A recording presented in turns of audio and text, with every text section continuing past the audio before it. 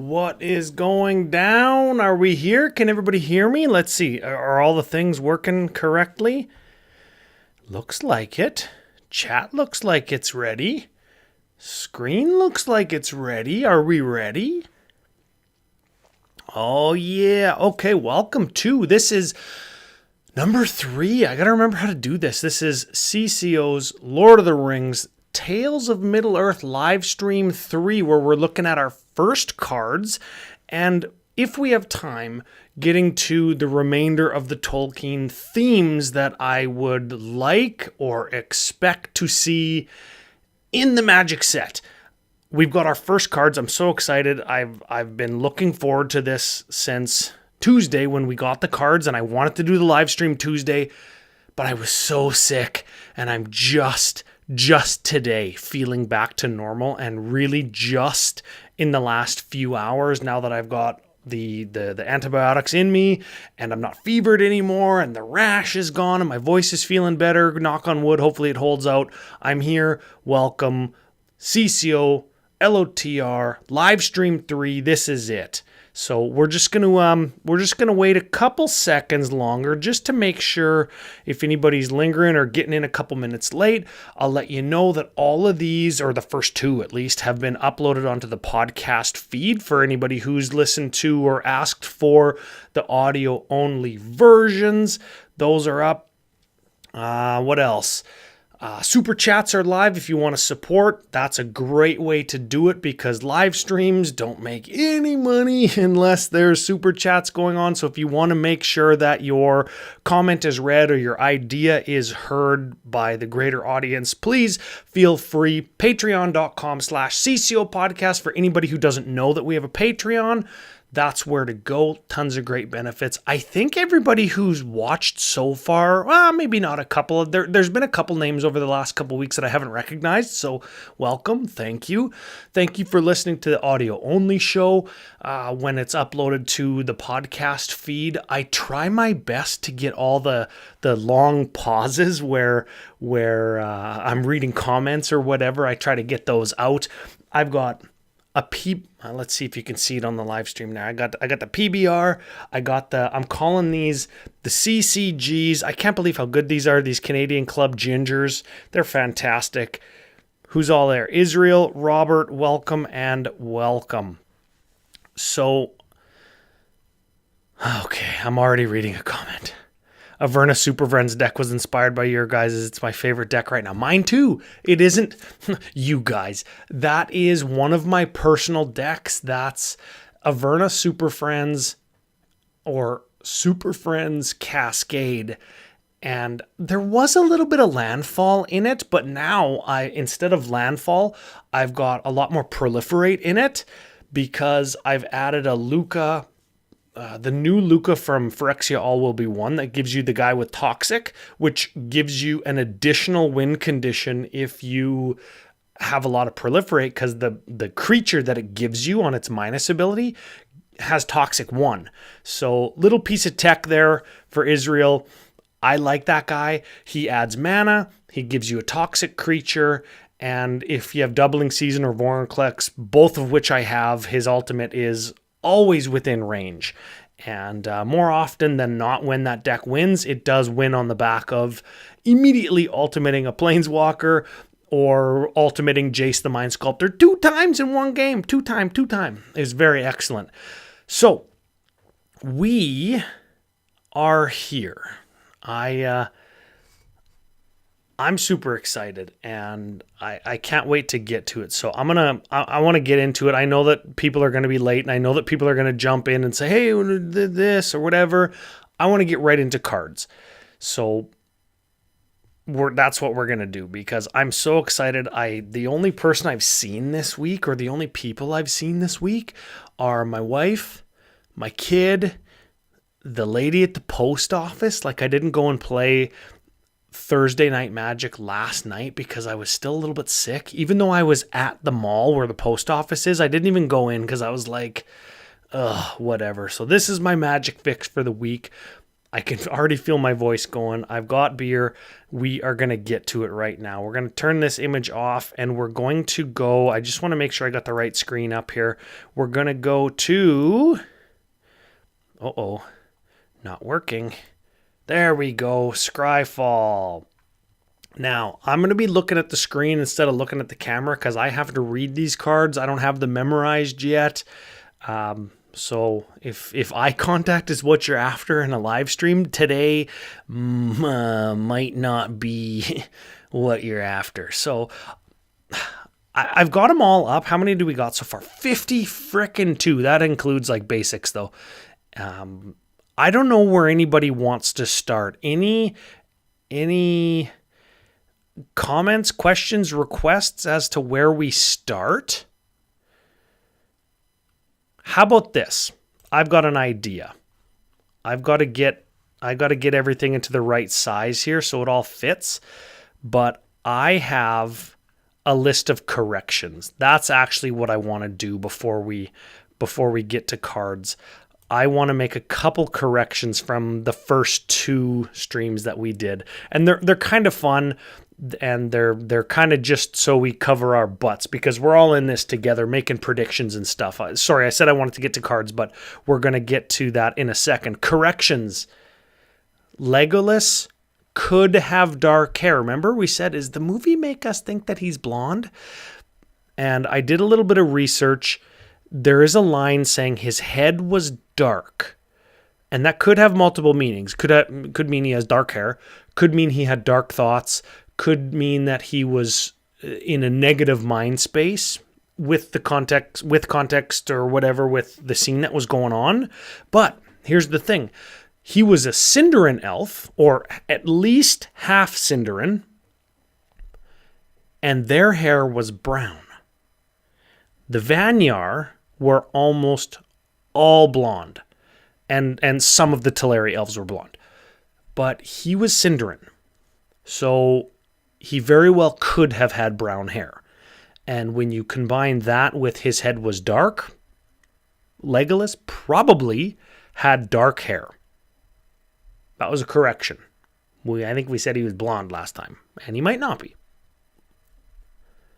No flip cards thus far. So I'm watching the live stream on Tuesday. Blake Rasmussen says no flip cards. Blake Rasmussen says no planeswalkers. And remember we said that Gandalf or Sauron or whomever might be reskinned as planeswalkers? No planeswalkers in the set because there's no planeswalkers on Middle-earth, which I thought was an interesting design choice after we saw wizards or whoever characters be reskinned in the D&D sets as planeswalkers, but not in Lord of the Rings. We're not getting planeswalkers. Very interesting. And we were highly speculative on planeswalkers jammed together with wizards, and we're not getting that. So I wanted to just touch on that real quick. Sorry, I'm getting over a thing. So that's what I wanted to do. Now I want to get to cards. So I'm going to bring them up here. I'm going to bring up some cards. We're going to go. Sorry, I didn't even look here. Let's see. Shifting. Luca. Great Henge reprint. Hopefully going to drop the price. Haha. Lol. I don't think that it's going to. That would be the party tree. The party tree / Great Henge. I wonder if I can make that any bigger for you guys. There. How's that? Better? The party tree. Green 7. Great Henge. Little thingy underneath. Reskin. Reskin sub name, I guess. I don't know. What do we call that? It's reskinned. We all know that. This spell costs X less to cast, where X is the greatest power among creatures you control. That means it probably costs 2 or 3, maybe 4. Still a good deal. Taps to add 2 green. You gain 2 life. Whenever a non-token creature enters the battlefield under your control, put a +1 counter on it, and wow, draw a card. Of course, because why not? I always say +1 and draw a card. Really good. Plus gives you 2 mana. Plus gain 2 life. It's like, what doesn't it do? And it only costs 2. So really, it's free. So this card, very good. $100. Like, is that... Let's see here. $100 from the Throne of Eldraine one. These, I believe, are American prices. The Throne of Eldraine, okay, 61, 95, 55, sure. Those are all the different printings. And is this one going to drop the price? I don't know. It's a mythic. It's a reskin. This is the commander set symbol that it has on it, I think. So this is only going to be available in commander decks or collector packs. Does that drop the price? I hope so, but I am doubtful. Now I'm seeing Planeswalkers as Lord of the Rings Secret Lair, Robert. I don't know. Blake said we're not getting any. So, anyways, let's start with the lands. I saw another let's start with the lands type thing. Uh-oh, my browser screwed up. Uh-oh, I'm froze up, guys. What do I do? Do I turn it off, turn it on again? Oh no, technical difficulties on the stream. Let's see. I think I got it. There we go. The lands. I assume you mean the basics. So that's where I'm going to go. And then I'll do the other ones as well because I very, very much want to touch on the other ones as well. Okay. Scott, welcome. Plains. Rohan, of course. And I almost wish, and this is just me being picky, I almost wish that they were more zoomed in with more detail. Probably the Wizards designers, art directors, and the artists had some freelance capabilities or liberties. And I would very much like to see, like the Edoras down right below the R of Rohan, I would like to see a little town drawn there if we were zoomed in a little bit more. And the reason I say that is because top center, you get Isengard and the southern Misty Mountains, and you also get Fanghorn Forest. And it's like, okay, I get that Rohan is the plain place, but we've also got White Mountains, Misty Mountains, Fanghorn Forest. If we zoomed in more and got a little bit more detail, we could have just had Rohan. And that's just a little tiny gripe. My other tiny gripe, just to get it out of the way, is Blake Rasmussen had said that, good evening, how are you? Good evening. The other gripe is Blake Rasmussen said that these 10 lands that we're getting don't fit together to make a greater map. And I so wish they did. And you bet your ass that I am going to arrange them to do that and try to sketch the parts that are in between where we don't have. I'm going to do that. And I think that is going to be a fantastic little art project that maybe just I do because I'm a nerd. Maybe other altruists will do. Maybe they'll give us something where the lands don't fit together, but we can get like a playmat or something where we get everything and get the greater picture hanging on the wall, for example. I think that would be so cool. So cool. So what have we got here? We've got the Shire is the other Plains card, which makes sense, I think. Which part of the Shire do we have? I'm trying to determine, okay, what are the dotted lines? Are the dotted lines roads? I think that they are. I see Bywater, Hobbiton, which is north of Bywater. I see Frogmorton, which is east of Bywater. I'm trying to see if they have the Three Shire Stone or whatever on it, and if they have the different farthings, the north, south, east, and west farthing, and it doesn't look like they do, which is fine. I don't think the average Lord of the Rings person necessarily gets that or cares about that or knows that they're distinctly different places. And like many small towns in Europe, all have their own subcultures and accents and everything. Nor do Frodo live on the same street. And then the South Farthing is where Pippin is from. Peregrine Took. And for anybody who's ever said the hobbits in Lord of the Rings in the films have different accents, that's on purpose. They have different accents because they're from different farthings, and that is culturally accurate and significant. Not only that, but they are of different social classes. So even Frodo and Sam, who live on the same street, have different accents because Sam is, for lack of a better word, a peasant or the working class, and Frodo is aristocratic. And I hope that we see that in not only the cards that we've seen of theirs so far, but all of the cards and the Lord of the Rings lore culture that they build into the set, which Blake Rasmussen on the first look on Tuesday had said that they have poured their heart and soul into this set. So I'm hopeful that we will get that level of detail. And for those like my friend Aaron who have been cautiously optimistic, I'm starting to hope that you're more optimistic and less cautious. So map playmat would be amazing. I've seen map playmats. I've seen the classic Lord of the Rings map. I've seen it. Let's see if I can bring it up here. Look at, I've seen essentially this. That is a map that I just happen to have on my computer. Don't mind all my tabs open, but I've seen this playmat or something very close to it, like the one you see at the start of the Lord of the Rings film, with the kind of textured detail that it has. I like this one because it has Beleriand, and this is all of the everything in blue is now under the sea after the First Age ended. But when I listen to the Silmarillion or Unfinished Tales or any of the other First Age stories, I bring up this map so I know where people are.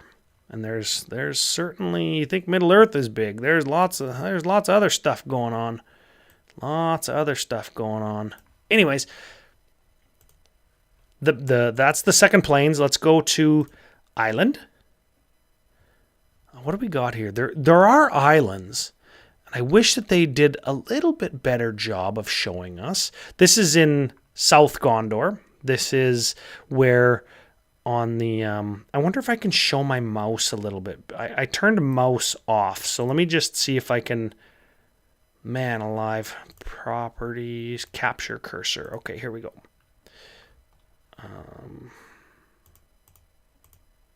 Uh-oh. Technical difficulties again. We're getting beat up.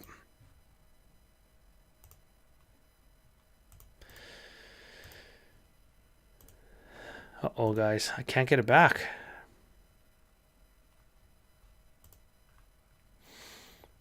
I think I just ruined the whole stream. I wanted to be able to show my mouse so I could show you where I was looking. But it doesn't look like that's going to be an option here. Let's see.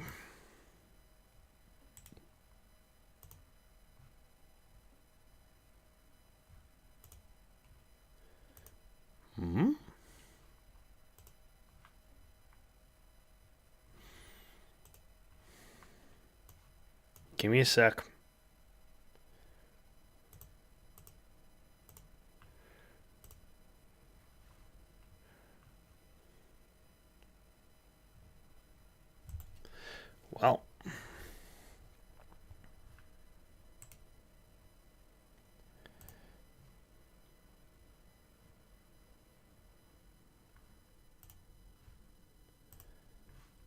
Well, shit. What did I do? Any suggestions? Oh, okay. Well, let's see if I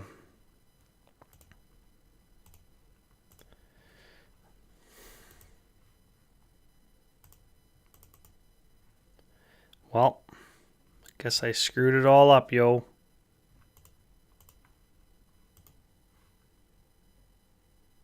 If anybody's got any suggestions on how to get my my thingy back up, that would be fantastic.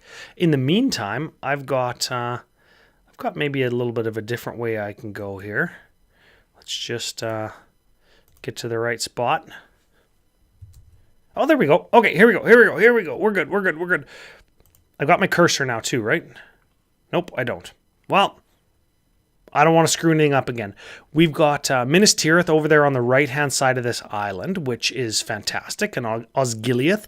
And I really like how on the very right-hand side of this, where Osgiliath is, all to the north and east of that, along the Mountains of Shadow, south of the Dead Marshes, they show a forest, which is not a thing that's shown on a lot of maps. There's not forested area there, and there really is. When you read the books, Frodo and Sam are walking south through Ithilien when they leave the Black Gates after the Dead Marshes, and they're walking through forested area. And I think that this map does a good job of showing that. I think that it does a good job of showing the forested areas on the north side of the White Mountains, which is fantastic. Let's I'm gonna try it again. Should I try it again? I want to get my the screen. Oh man, see, I want to get my mouse capture, but I can't. Oh, sorry everybody. I didn't test drink one more beer. Yeah, Clayton. I wish I could. I broke it again though. I lost it. You guys, I totally lost it. All right. Well, let's move to the next island. We have got, this is way up north now. We've got Lindon. This is actually where a bunch of the Rings of Power takes place, where Gil-galad lives and where Elrond in the first episode meets Galadriel and all those like nice yellow leaves and stuff are falling. This is where that happens, to the west or to the left of that mountain range there. Those are the Blue Mountains. And the Blue Mountains are cool because they're one of the things that we hear a bunch about in the First Age that last all the way to the Third Age, or the end of the Third Age, which is when the Lord of the Rings takes place. So super cool to see that. We don't get a whole ton of Lord of the Rings story from here, but this is where the Grey Havens are. You can see between Forlindon and Harlindon where that big kind of bay or gap or river opens. The Grey Havens is where people sail out into the Undying Lands. That's where they sail from. So I like to see that. And okay, so here we go. Of course, I could have predicted this. There is the Dead Marshes, of course, the Emyn Muil, Mordor, the Black Gates, all on a swamp. Of course. I think it's perfect. I think that it works and it fits. And I already talked about the forested areas of Ithilien and just kind of north of the White Mountains that you see on the bottom there. It shows all of the things that we would expect and want that some maps don't show. So I think that that's cool. The next swamp, of course, Mount Doom, Barad-dûr, Gorgoroth, Mordor, the Sea of Nirnen. This is where Aragorn, this is the land, let's call it South Mordor, that Aragorn gives to all of Sauron's non-orc slaves that do his farming and feed his armies, because South Mordor, south of the Cirith Ungol kind of pass, where there's that outcrop of mountains that blocks North Mordor, like the valley of Gorgoroth, versus Nirn. Nirn is supposed to be quite hospitable, because all of the volcanic ash makes the soil very fertile. Along with the inland sea of Nirnen, it makes for really rich land. And it's not dark there all the time because the clouds and all the volcanic activity doesn't cover the sky there. So, and it's south enough that it's hot. So it's got heat, it's got rich soil from volcanic fallout, and it's got an inland sea to feed all of the crops. And supposedly that's how Sauron feeds his army. So I think that that's really cool. If you didn't know that, if you thought, well, how does... A lot of people are skeptical or think that there's a lot of holes or any holes in some of Tolkien's work, and they say things like, well, how did he feed his army, or how did they get that many people, or that big of a force, or whatever. It's all been thought out. It's all been thought out, and I think that is really cool. Really cool that it goes that in depth. And now we have a magic card to show it. We have a magic card to show it, and that is so cool, so cool. So the next one you could have easily predicted is the Misty Mountains are mountains, and I like that we do get some forest in here. I was critical that we got too much forest in the plains. I do like how we both get Lorien and Fanghorn in these. I think that's cool. We get the Red-Horned Gate, Moria, Carathras. I only ever say that in my head. It doesn't sound the same when I say it out loud. But we see it all here. Do we get Rivendell? We don't, do we? No, we don't. That's probably a little bit further north, and we don't get it. I wonder if we get it on the next one. We don't get it on the next one, do we? We get Rohan. We get the full White Mountains, Gondor. We get Helm's Deep, Isengard. We sort of get the Gap of Rohan way over on the left side, south of Isengard, but north of Helm's Deep. But it's not labeled, and it would be cool if it was. Book readers will be very familiar with the Gap of Rohan and its strategic importance. Movie watchers will be more familiar with the Emyn Muil, where Frodo and Sam walk through after they cross the lake, where after Boromir dies in the first film. The start of Two Towers is all Frodo and Sam and the Taming of Smeagol. That's the chapter name. Chapter 1 in book 4, I think, is the Taming of Smeagol, where Frodo and Sam are walking through the endless labyrinth of razor sharp rocks, as Gimli puts it in the movie, right? And we get all that in this forest, or sorry, this mountain. We get the bottom of the Misty Mountains that ends essentially with Isengard. We get the Gap of Rohan, Helm's Deep, which is situated in the White Mountains, Edoras, Gondor, South Gondor, all the way down to Dol Amroth, which is Dol means hill, so hill, mountain. It all makes sense that would be depicted there as well. So super cool mountain. I like that one. Forest. Oh well, of course we get the Old Forest. We get the hedge. The hedge was planted to keep the Old Forest out by the Bucklanders, and we get the Brandywine, Brandy Hall, Buckleberry Ferry. Course, we get. I'm turning my head sideways to read everything. River Withywindle. That's the river that the hobbits go down the hills of the forest to, and that's where they find Old Man Willow. He puts him to sleep. Not in the movies for anybody who is only familiar with that, but this is a significant part of the book that a lot of people aren't familiar with, and a lot of people think, well, it's not important to the actual greater story, and it could be cut out. And while I don't disagree, Tolkien people are going to be like, oh, what do you mean it could get cut out? I don't disagree with it could get cut out. You'd miss Tom Bombadil and all of the stuff that goes along with that. I think the two most important things that you would miss if you cut out the Old Forest out of the book and you just skip that chapter is you wouldn't know where Sam and Merry and Pippin get their swords, their barrow blades that were forged by men of Arnor, aka Numenor, to fight against the Witch King in the Angmar War.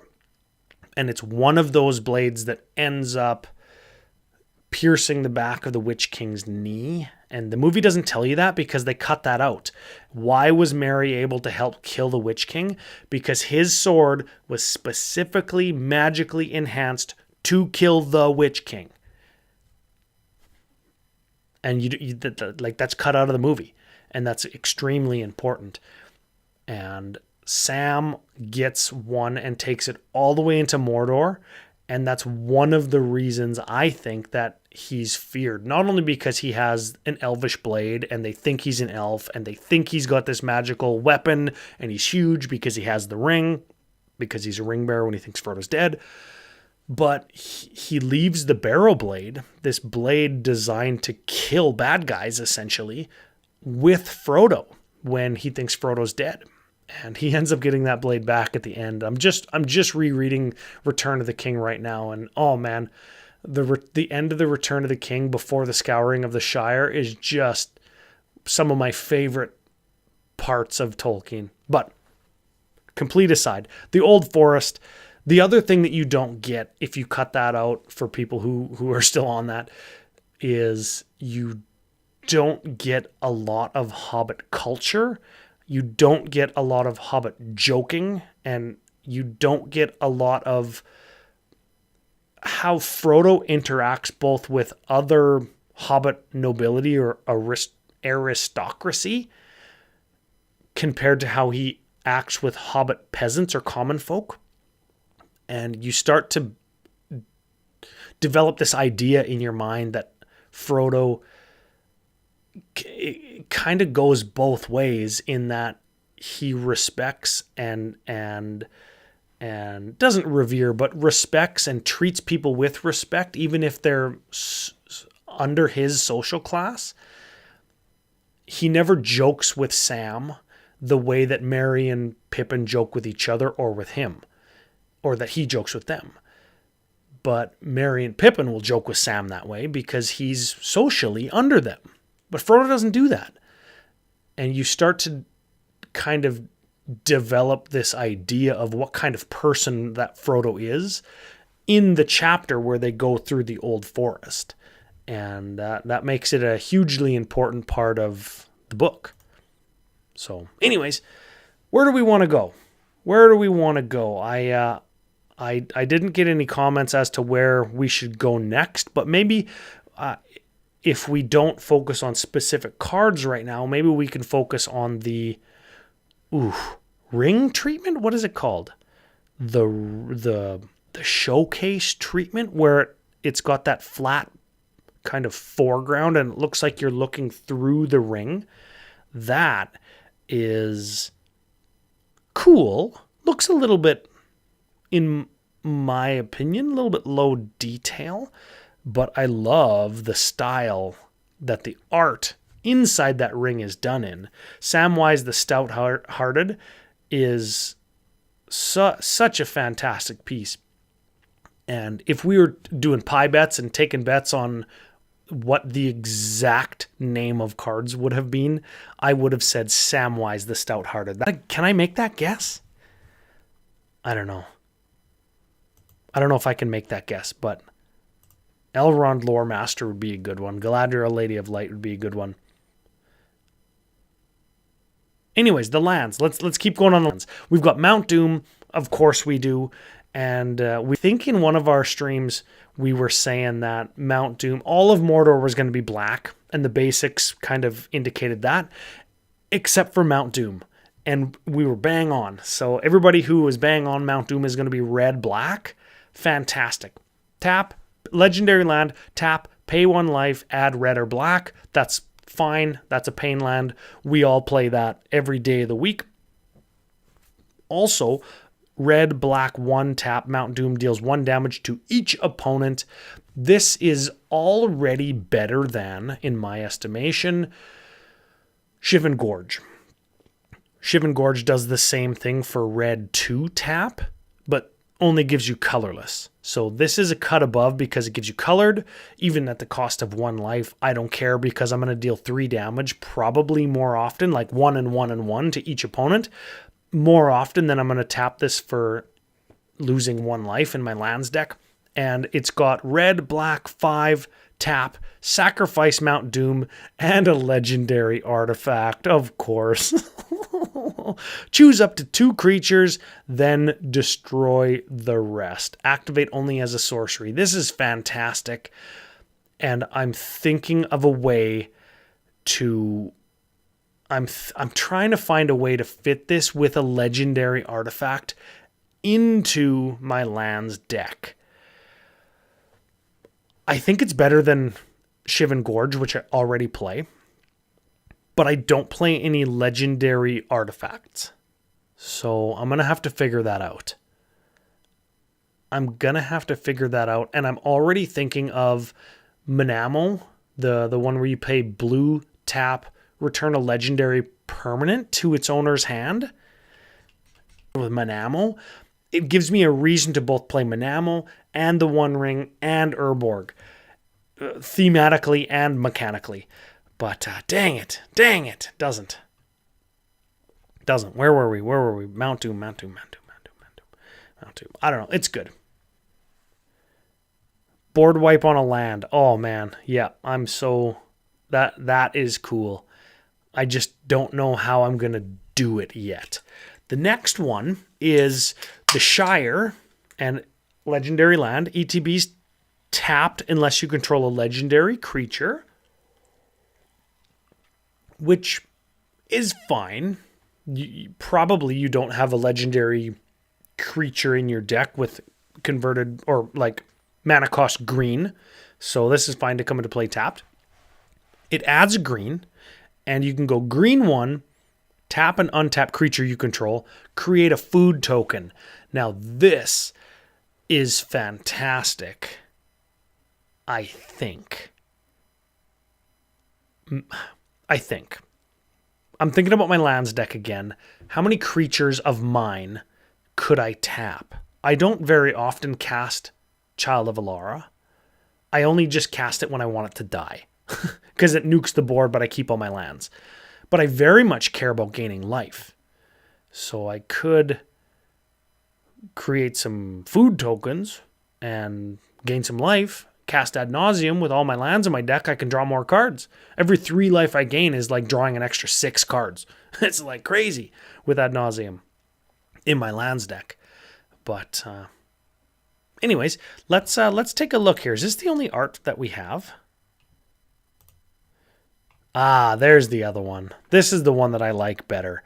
The one that shows like the little hobbit hole and a little hobbit hole in the background and a fence and some flowers. This feels a lot more like the Shire I have in my mind. The Shire that is in my mind because of the Peter Jackson movies.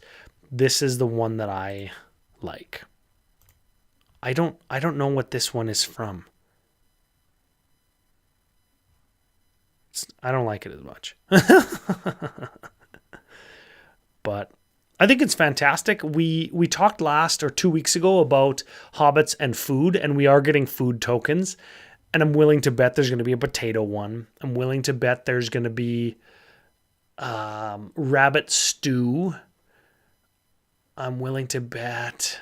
Is there going to be beer? I'm not going to bet on beer, but I'm going to bet on rabbit stew, and I'm going to bet on potatoes. And maybe on Bilbo's Pantry. That'd be a good one. That'd be a good one to bet on if we get 3. Darcy, what is up? Where are we going next? Where are we? Is there any more lands? I don't think so. Let's talk about these panoramas, because we thought that we were only getting 1 in the Battle of Pelennor Fields, the 18 card one. But now we're surprised with Frodo, Sauron's Bane, Samwise the Stout-Hearted, Gollum, Patient Plotter, and the One Ring. And I think that these are fantastic. I thought about getting just the showcase arts framed, the art cards framed, the the panorama Pelennor Fields one framed.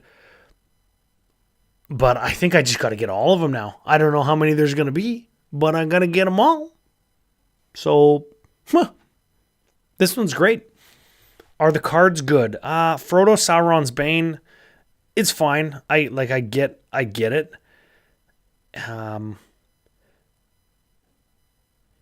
Halfling, we were right about halflings. For anybody who's remembering that, we said they're not going to be hobbits; they're going to be halflings.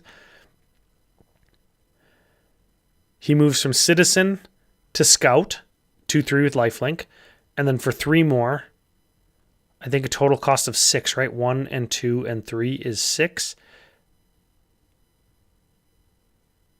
He becomes a halfling rogue, still 2/3, with whenever this creature deals combat damage to a player, that player loses the game if the ring has tempted you 4 or more times this game. Ooh, we don't know what that means yet, though. So we don't know how good this card is or how kind of crappy it is because we don't know what the ring tempting you means yet. So that'll be for a future stream. Now we got Samwise the Stout-Hearted. And man, I think Sam might be one of my favorite characters. Rebecca and I were laying in bed the other day and she says, I'm talking to her about Lord of the Rings because of course I am. She says, who's your favorite character in Lord of the Rings? And I say, well, the books or the movies? And she goes, the books. I go, I say, maybe Sam? Sam occupies like almost all of my favorite parts in the book. But maybe Faramir? But maybe Aragorn? I don't know. I thought, well, maybe Boromir because like he's just trying to do the right thing. No, it's got to be Faramir because he does the right. And she's like, see, I knew it. And she just started bugging me because she was like, I started this whole inner dialogue with myself and it was totally funny. I guess let me know in the comments, who is your favorite character from the books and the movies? And who do you think is going to be your favorite character from the Magic set? I'll read Samwise the Stout-Hearted, then I'll go back to the comments real quick. Okay, 2/1 Halfling Peasant, which is cool because he's not a, what was Frodo? He's a citizen. Well, I guess Sam would be a citizen too, but they needed to give him a different name. Anyways, Halfling Citizen, Flash, 2/1 for 2, so he's already good. When he enters the battlefield, choose up to 1 target permanent card in your graveyard that was put there from the battlefield this turn. Return it to your hand, then the ring tempts you. Let's ignore the ring tempts you part. And let's talk about why he has Flash and why he is a graveyard getter-backer. Why does he have Flash? Flavorfully, not mechanically. Why why did they put a 2/1 for 2 with Flash as a graveyard getter-backer? I'm not interested in the mechanics. Is there any reason that a graveyard getter-backer or Sam would have Flash? Why does Sam have Flash? Is it because he surprises Ungoliant? Or Shelob, I mean. I did that last week too. Shelob? Because he kills her? Because he gets into Cirith Ungol? Because he gets there? Why does he have Flash? I haven't pieced that one together yet.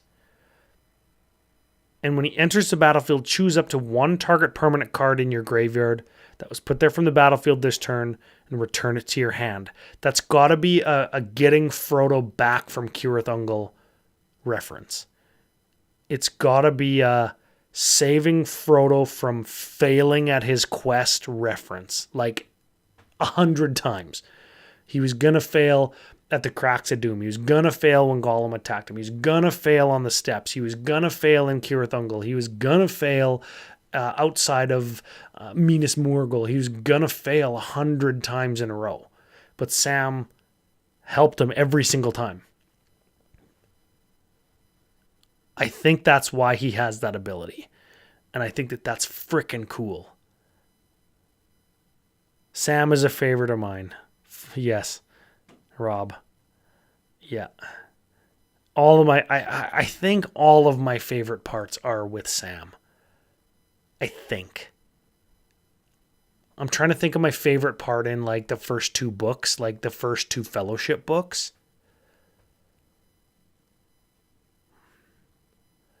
My favorite part in book 1 of Two Towers is when Aragorn and Éomer meet in the field, like with all the horses surrounding them. And in book 4 is on the stairs of Cirith Ungol when Sam and Frodo are talking about getting put into stories. So that's a Sam moment. Book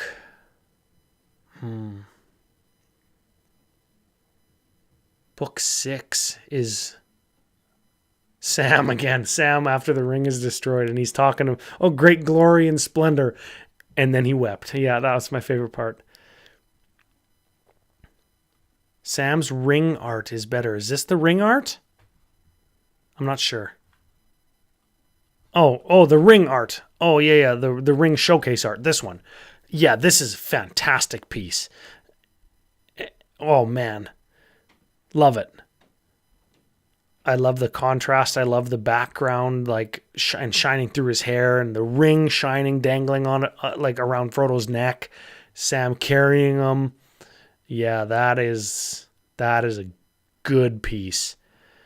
I wish, and I found this out on Facebook, that all of the Lord of the Rings set arts are all digital.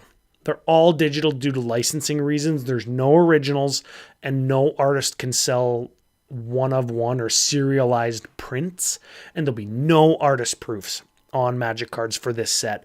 And this is the kind of art here, Samwise the Stout-Hearted showcase art, that I really think would make for a fantastic piece. It's fairly recognizable if you've read the book or seen the movie. It's evocative, it's high contrast, it's conversational, it's very recognizable. You know pretty much exactly what's going on as soon as you see it. I think that this is just such a fantastic piece. And I don't think I'll ever be able to get it. I suppose you can get them, but anyways, let's move on to the elephant in the room here. This will maybe be the last thing. I decided that I kind of want to keep these to 1 hour, just to keep myself sane. Where do we want to go? Do we want this one ring, this one ring? Okay, are we going to get the one ring here? Is it going to give us the different printings? Yeah, it is. Okay. Oh, look at it's already pre-selling. Oh, man, it's already selling at $100, $80.53. What is it going to be worth? Oh, man. We're not going to end on the one ring. We just can't because there's multiple one rings. But, okay, the one ring. We said it had to be powerful. We weren't sure if it was going to be an equipment or what. But, okay, legendary artifact. This is what you sacrifice to Mount Doom, by the way. 4, indestructible, because of course it is. When the one ring enters the battlefield, if you cast it, gain protection from everything until end of turn. So you're invulnerable, which is, of course you are. At the beginning of your upkeep, lose 1 life for each burden counter on the one ring. Okay. You can tap, put a burden counter on the one ring, draw a card for each burden counter on the one ring. Wowzers. That's fantastic.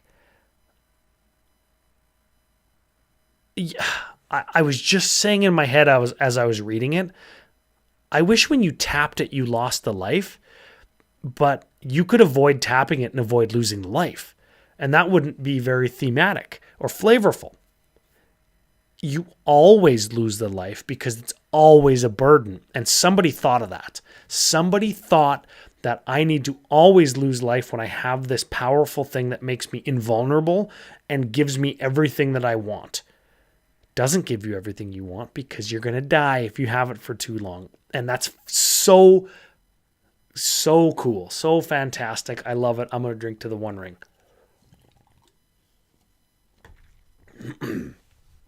Very cool. I love the unadorned nature of it. It just looks like a plain ring. It just looks like the simplest of trinkets. I'm trying to think of what the Mouth of Sauron calls it when he goes to Erebor, asking if anybody knows where Baggins is. Oh, man. The simplest of trinkets, or it's just a trifle of a ring, like it's this, like a trifle that Sauron barely cares about. That's what this is. And I don't know what it's situated in front of. If that's just supposed to be like a generic background, if that is lava and this is the ring falling, is this what the unseen world looks like? I'm not sure. I'm just reading a couple comments. Favorite character, Sam in the books, but Saruman in the movies. Saruman in the movie has completely changed my view on Saruman when I read him. That's what I hear. Or that's what I heard for years and years and years and years until I listened to the Children of Hurin audiobook that was narrated or read by Christopher Lee. That's for Israel. That's Israel's comment. Guy Pizza. He's got flash because he's there to show up and rescue Frodo at any time. Ooh, he's always there, yeah. Yep. Yeah. And Adam, real quick, what are your thoughts on doing altars for this set? Most likely. I do altars for every set. So this set is probably no different. Anyways, the One Ring. The One Ring, fantastic. Love it. I want to take a quick look at, what else do we got here? Full art. The bundle. I don't know why this one is $100 because like it comes in every bundle. Unless this is a foil, but it's not indicated as foil. This one comes in every bundle, doesn't it? Shouldn't this one be like the cheapest one? Unless I'm misinterpreting. And then, of course, no price for the ye old Black Speech 1 of 1. Wowzers. This card is going to be... This is going to be fantastic to see where and when and done what with. This is going to be... I've been theorizing in my head. Of course, I'm looking at the Black Speech serialized foil 1 of 1 collector booster only, One Ring. And just this week, I think it was on eBay, a PSA Gem Mint 10 out of 10 Black Lotus. Alpha or beta, I don't remember. The slab, the plastic case that it's graded in, signed by Christopher Rush, sold for $530,000 US. And I'm thinking, could the 1 of 1 One Ring go for that much? And I've seen all over the place on Facebook, oh yeah, it'll be 40 to 50K, 25K, $8,000, $1 million. I don't think that's realistic, but it might be. And then I saw like a notable collector on Facebook, and it was all over Twitter and stuff, and I saw an article about it. Guy offers $100,000 straight up. I want to show it off first, but you can take credit for opening it after I show it off. $100,000 wired right to you. I'll come and get it. And is $100,000 the price? I'm not sure. I wonder if anybody's going to get it and burn it. Is that a slap in the face to WotC, the community, the player base, Lord of the Rings fans? Is it the ultimate ironic meme? Is it the ultimate the one ring gets destroyed in lava? Like, is somebody just going to put it in a crucible of molten lava? Because that would be fantastic. I wonder what I would do if I got it. I guess let me know in the comments. What would you do if you got it? That's just so cool. I don't think getting inflamed or angry about it is appropriate or healthy. I think it's just like, it's one of one. Nobody's gonna get it. Your odds of getting it are less than 0.00003%. If WotC projects that about 3 million collector packs will be opened, your odds of getting this card are so astronomically small, nobody's going to get it. But the one person who does, what are they going to do? And if it was me, what would I do? Wow, what a cool thing to think about. Lots of fun. I don't know what I would do. I haven't parsed that out yet. And I see, Rob, I don't know if I hope that it gets cracked by a random. I hope that it doesn't get cracked and just played unsleeved on a kitchen table. I hope that isn't the case. I hope that it isn't the case that some collector or investor, or even somebody like me who collects booster packs, buys it and it sits in a booster pack sealed somewhere without even knowing. I don't think that'll be the case. I think that these collector boosters might be opened at a little bit of a higher clip because there is anywhere between a $100,000 and $1 million card at stake. I think these will get opened at a little bit of a higher clip. But I hope it is somebody that knows what it is. I guess I'll say that much. I think that anybody that's listening and is interested in Magic and Lord of the Rings collectibles is gonna know, and I hope it's one of those persons. I think that's cool. I'm just imagining if it was me. Of course. Oh man, it's fantastic. So we didn't go over every single card, but we could maybe go over one last one ring type thing. I like the soul rings. I know at the start of the year, Brando and I had said that, oh, look at that soul ring. Brando and I had said that we had hoped that there would be multiple different all over the map soul ring arts. And in 2023, we're getting that. We're getting, like, this is the one ring for men. I'm trying to find all of them. There's the Elven one, written in Quenya. And here's the one ring for mortal men doomed to die. Or 9 rings for mortal men doomed to die. This is my favorite one. I think this is the most evocative art.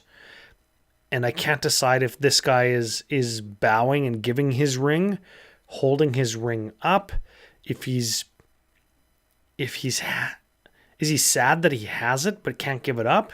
Is he being subservient to Sauron? I don't know what's happening in this art, but I love it.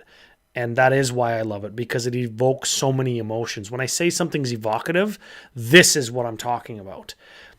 Look at his fingers. They're starting to turn like see-through, like skeleton fingers. He's starting to fade, but he's still holding on to his ring. It's not a ring sitting across the way on a table that he's looking at. No, he's holding it. And he's got downcast eyes. Does he not want it, but can't give it up? Is he giving it back to Sauron? What's happening? I love it. Absolutely love that piece.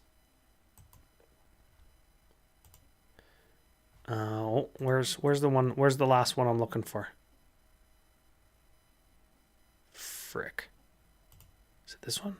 Man, how many times am I going to click on the same damn thing? Where's the dwarven one? Am I just a loser? Oh, right frickin' here, Ryan, you dummy. And this is the dwarven one. 7 rings for the dwarven kings in their halls of stone or whatever it was, right? And I like how there's treasure around because the ring didn't really affect them, and you can tell it's not very evocative. It's just treasure. And that's what they got with these rings. I think that's fantastic.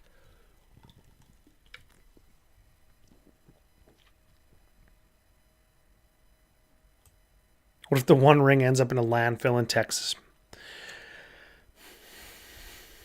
It'll stay there forever.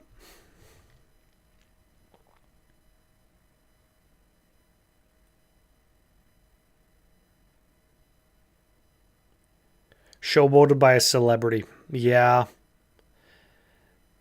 I hope whoever gets it keeps it. And I hope it's frickin' me. Oh, man. Oh. Can you imagine? Can imagine.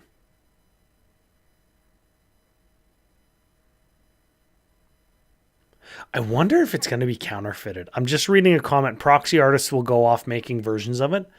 Like exact replicas of it. I wonder, hey? The Elven Ring is your personal favorite. Nope. Everybody can have a favorite, but the best one is most certainly the men one. We can talk about the Elven Ring one real quick, though.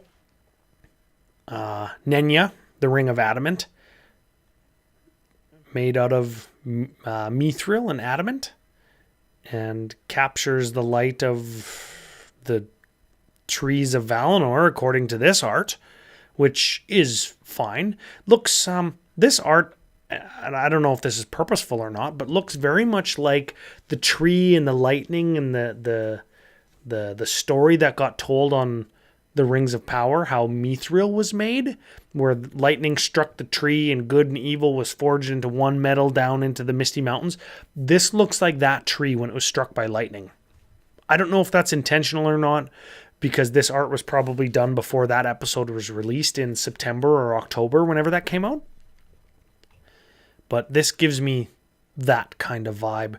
And I'm interested to know, I just said Nenya, the Ring of Adamant, but I don't know if it's that ring that's being depicted here, and I'm wondering whose hand this is. Nenya was Galadriel's ring, and Narya was Gandalf's ring, and Vilya, the Ring of Air, was Elrond's ring, which arguably is the most powerful ring. But I'm not sure. I just say it's the most powerful ring because it's associated with probably the most powerful of the Valar. Manwë, the Valar of the air and the skies and wind. I don't know. I don't know if that's true or not, though. But they're all nice. And I'm going to be looking to get serialized versions of all three. All four. But probably won't. So we're a little bit over time. I was going to touch on like locations. I was going to touch on multiple versions of characters. Blake Rasmussen, I'll cover some of this stuff quickly. Blake Rasmussen had said that almost every single named character in the Lord of the Rings, the novels, is going to get a card. That could potentially mean north of 100 legendary creatures, which I think is fantastic. Not only because it's Lord of the Rings, but if you've listened to any of Commander Cookout or Commander Ad Populum content, I always say more is better. We don't need to know everything about everything all at once. More is better because something is or something will be for everyone, and it gives you that opportunity to explore and organically learn about the game again, where the game releasing 100 legends every 2 weeks will leave you behind. It just will. And as you explore the world, the game, the world, you will just organically find stuff, and it's going to make you feel like a new player again. So give me 100 legends. Give me 126 legends, or however many named characters are in Lord of the Rings. Who we might not get. We might not get like Celebrian, that's Elrond's wife. We might not get like Erkenbrand. He's just, oh no, we'll get Erkenbrand. We might not get like Hamma, the door warden in Edoras.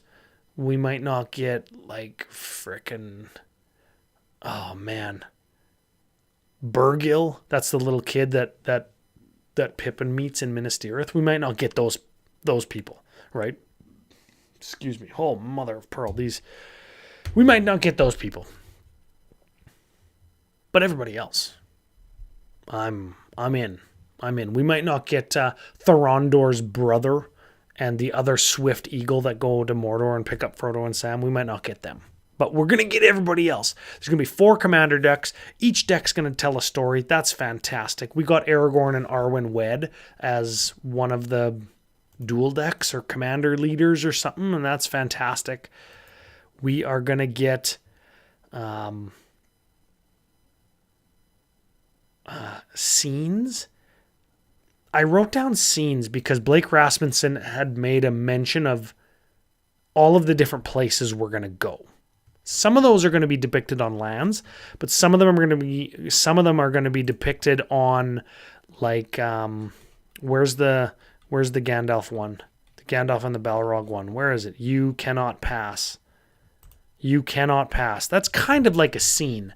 And I had predicted that this might be a battle, but it's a scene. And this might be what he was talking about. And yes, it is You Cannot Pass. That is from the book. And fantastic. This is a good card too. Instant for white. Destroy target creature that blocked or was blocked by a legendary creature this turn. Huh, cool. Doesn't even have to be my guy. Could just be anybody. Anybody's legend. Cool. So lots of good stuff. I hope to get into all of it. I hope to, because by next week, next Friday, we're probably not going to get a whole bunch of new stuff. I hope to get back into the themes. We've got friendship, home, compassion, pity, and perseverance, and how perseverance is weighted against corruption that power can cause. So we've got those to talk about, and I'm so excited still. Like I say every time, I can talk about this stuff all day, every night, all night, every day. But I've got to prepare for last couple minutes of preparation for Commander Cookout tomorrow. My wife's upstairs. She wants to have a shower. The shower is right above me, so it's noisy, so I tell her not to. I'm going to finish my drink, and I want to give everybody real quick a last kind of thank you and hurrah. If anybody has any questions about anything that we talked about tonight, I would love to spend a couple minutes answering them and just going through kind of the question and answer period. I'm going to take a big drink, read some comments, and then we'll get to it.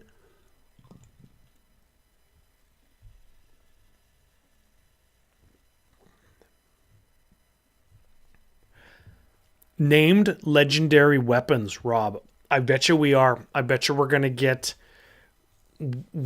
Grond, the I was going to say the hammer of the underworld, but Grond, the battering ram, made in likeness of the hammer of the underworld. We're going to get Narsil, or Anduril. That's Aragorn's sword. We're going to get, maybe we'll get Gandalf's staff. Maybe we'll get Sting. Oh, fuck, we're going to get Sting. Of course we are. Maybe we'll get Sting. We'll get legendary horses. I hope that they're vehicles? Do I hope that like Snowmane and Shadowfax and Bill the Pony and Stibba, do I hope that they're vehicles? Or do I hope that they're legendary creatures? I don't know. What other legendary? We're going to get the Star of Eärendil. That's the vial of light that Galadriel gives Frodo. We're going to get Barrow Blade, I bet you. That's the knife or the sword that Merry stabs the Witch King with. What else are we going to get? We're going to get that little box of sand with the Malorn seed that Sam gets. We're going to get Elven Rope. We're going to get that. These are all predictions. I hope a bunch of them come true. What else are we going to get? Sam's cooking gear. We're going to get that.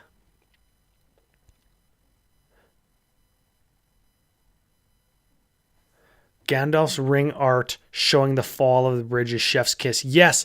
And does everybody remember last time I was I was trying to remember the name of the artist whose Lord of the Rings or Tolkien art I loved so much?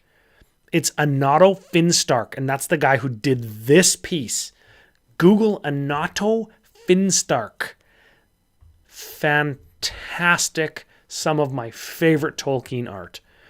It's, again, evocative, high contrast. Your eye is always moving despite half the art being black. It's just fantastic. Yeah, Rob, good catch. Battles, Scott.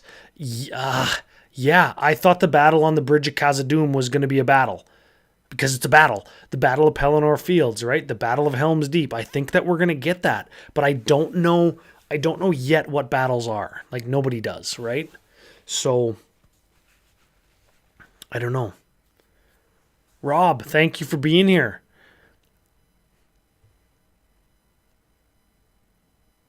Phyrexian Archives. I don't know who that is in real life, but we talked about Treebeard and Dryad Arbor and animating lands. We talked about that 2 weeks ago or 3 weeks ago. We did touch on that. Scott, thank you.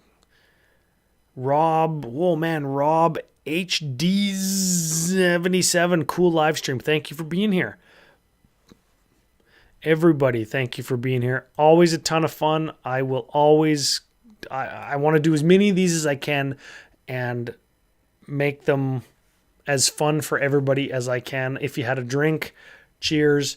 If you didn't, that's totally fine. I'm happy to just do them and chill with everybody because we're all friends and we all love magic and Lord of the Rings. And next week we'll be back. We'll be touching on themes. If we've got any new cards, we'll get into those. And as far as anything else, I'm not sure. If you're a Patreon supporter, hit me up in the Discord. We can discuss there. If you are on Twitter, at CCO Podcast is me, we can discuss there. Or if you want to leave a comment on the video on demand on YouTube after this, I can pick those up and incorporate those into future live streams. So with all that, everybody, I am going to go get into the shower, and then I got to go do some CCO stuff and finish this drink.